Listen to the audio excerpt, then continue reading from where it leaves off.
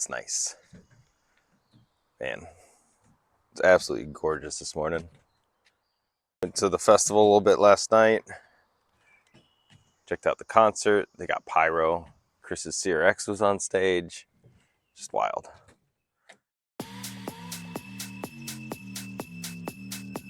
Saturday morning. So I ended up hopping in with my longtime track buddy, Christian, and we hopped in his V8 swapped E36 BMW that he just got caged up, ready for grid life. So I know he was stoked to drive it, and instead of going out for warm-up, him and I went and hit the track.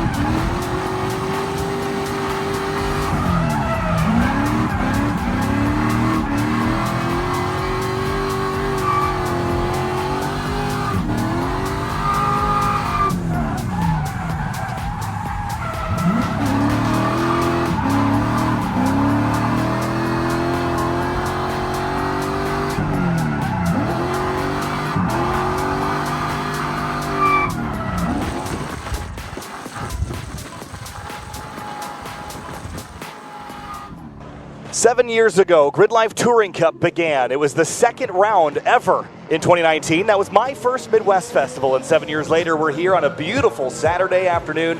Welcome once again back to Gingerman Raceway in South Haven, Michigan. Kyle Heyer joined by Arjuna Kankapati and Jackson Lambros in the pit lane for IBOC Grid Life Touring Cup race number one. Things are about to kick off. That is Jeff Donati in the 624 Toyota 86. Ryan Kristoff in a 1986 CRX. Blake Court starts 13th with Justin Lane. Grid Life's all about IBOC GLTC about to take the green. And with a uber close fight at the top of the championship, Eric Catil and Eric Magnussen, 2 points covering them. We'll reach the halfway mark of the season once we wrap up this weekend. But for the first time, we are ready to send them loose at the Gingerman Raceway this week. 15 minutes for the IBOC GLTC Series. 4 races on the weekend. And they round turn 11. The 2 points leaders are in the inside row. The 2 drivers that are chasing on the outside, Smedegaard and Lena Chin in ASM prepped rear-wheel drive sports cars.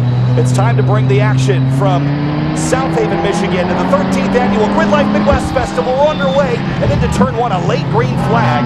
Nice and tidy though into the opening corner here, double wide.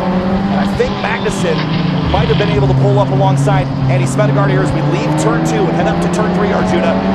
Tiny start, everyone stays on the road. The late start actually will help the driver on the inside to be able to come along the outside through the long turn 2, and now finally as they try and get single file, almost 3 wide off of turn 3, Smedegaard able to hold the lead, but still Magnussen trying to hold the inside now. Left-hander coming up next. Yeah, that's going to be Magnussen pulling up the inside there. That BMW M3 is a big car. Andy's is much lighter, much smaller, but that's the power-to-weight racing that you see in Grid Life Touring Cup. And he pulls clear as Lena Chin relinquishes third to Catil.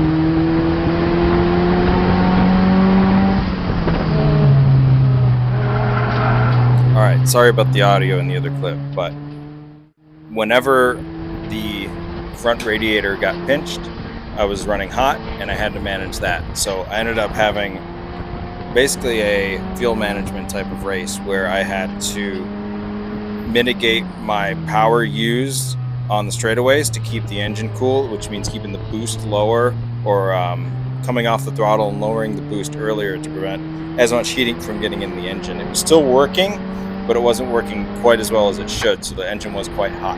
So I was able to lift about halfway down the straightaways, maintain my speed, and then brake really late, make the corner, get a really good exit so the person behind me couldn't get a great run, so I could get a little gap, and then lift again. They would catch me right at the end of the straightaway, but I would brake nice and late so that they couldn't get past me.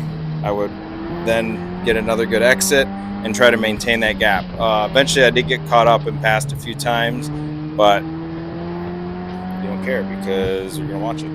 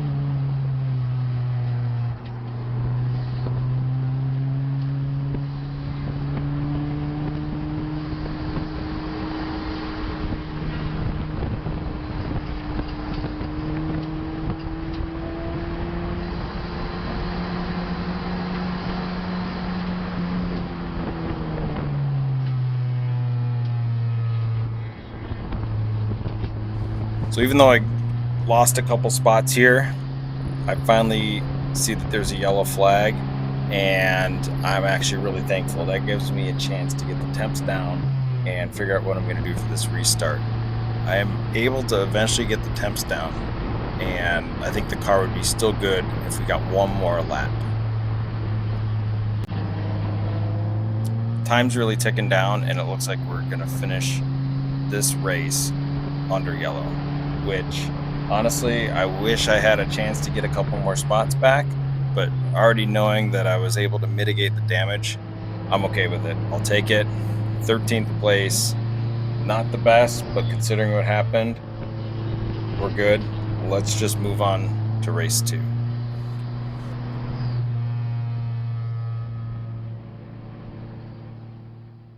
I actually missed my braking point and cause the issue, and the data don't lie. I am just a little late on the brake. So at the end of the race, I went and talked to Ayrton, said sorry. He said no big deal, didn't mess him up at all. All was good on his end. It really just screwed myself up. And then a little while later, Mike Taylor, who was one of the incident review guys, came over and said that, hey buddy, sorry for the bad news, but you have a 5 grid spot penalty for contact in race 1, lap 1. I said, okay, yep, sounds good. Punishment fits the crime. And that put me back from 13th place to a starting grid of 18th place. Not great, smack dab in the middle of the pack. So race 2, I was very excited to try and make some places up and get some passes done. So that's going to do it for part 2. I'm actually going to just keep race 1 on here. I want to keep these videos maybe shorter for now and see how that does. If you made it this far, I appreciate it. If you like it, seriously let me know. Throw it on the comments here. So thanks for watching. Next will be part 3. That'll be race 2, where I get to deep dive into even more data of why something went wrong. So stay tuned.